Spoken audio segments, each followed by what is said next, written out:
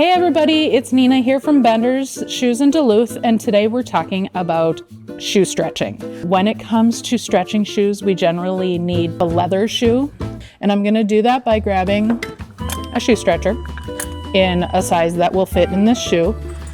Then I'm going to add a bunion. All I have to do is put this in here and I can stretch. This is just going to stretch that leather just a little bit. This is called a rollator, and this we can soften the heel counter or any part that's rubbing or feeling really stiff on a shoe. All kinds of different tools and do all kinds of things. We can put an extra hole in your Birkenstocks if the straps are getting a little too long. We do it all. We don't fix shoes here at Bender's, but we can help you see if there's something that will make them better fitting for you.